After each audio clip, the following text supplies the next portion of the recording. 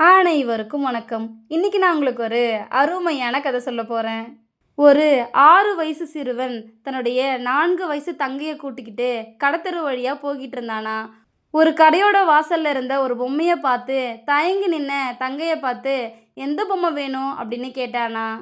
அவ சொன்ன பொம்மைய எடுத்து அவ கையில கொடுத்துட்டு, ஒரு பெரிய மனுஷனோட தோரணையோட கடையோட முதலாளிய பார்த்து, "அந்த பொம்மை என்ன விலை?" அப்படின்னு கேட்டானா.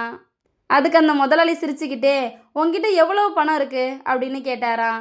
அதுக்கு அந்த சிறுவன் தான் விளையாட சேர்த்து வச்சிருந்த கடல் சிப்பிகளை தன்னுடைய பாக்கெட்லேருந்து எடுத்து கொடுத்தானா. "இது போதுமா?" அப்படின்னு கவலையோட கேட்டானா. அதுக்கு அந்த கடைக்காரர் அவனுடைய கவலையான முகத்தை பார்த்து, "எனக்கு 4 சிப்பிகள் போதும்" அப்படின்னு மீதியே கொடுத்தாராம். சிறுவன் ரொம்ப மகிழ்ச்சியோட மீதி சிப்பிகளை வாங்கிக்கிட்டு தன் தங்கையோட அந்த பொம்மையை எடுத்துக்கிட்டு போனானா. இதெல்லாம் கவனிச்சிட்டு இருந்த அந்த கடையில் வேலை செய்கிற வேலைக்காரன், "ஐயா, ஒன்றுக்கும் உதவாத சிப்பிகளை வாங்கிக்கிட்டு விலையுயர்ந்த பொம்மையை கொடுத்துட்டீங்களே" அப்படின்னு சொன்னானா. அதுக்கு அந்த முதலாளி, அந்த சிறுவனுக்கு பணம் கொடுத்தாதான் பொம்மை கிடைக்கும் அப்படின்னு புரியாத வயசு. அவனுக்கு அந்த சிற்பிகள் தான் விலை உயர்ந்தது. நான் பணம் கேட்டால் அவன் எண்ணத்தில் பணம் தான் உயர்ந்தது அப்படிங்கிற மாற்றம் வந்துடும். அதை நான் தடுத்துட்டேன். தன்னுடைய தங்க கேட்டதை தன்னால் வாங்கி தர முடியும் அப்படிங்கிற தன்னம்பிக்கையை அவனுக்குள்ளே நான் விதைச்சிட்டேன்.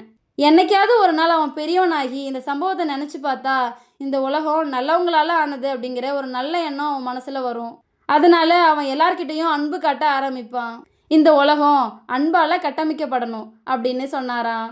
இதோட இந்த கதை முடிஞ்சிருச்சு. இந்த கதை உங்கள் எல்லாருக்கும் பிடிச்சிருக்கும் நம்புகிறேன். இன்னொரு அழகான கதையில் நாளை மாலை 5 மணிக்கு சந்திப்போம். நன்றி.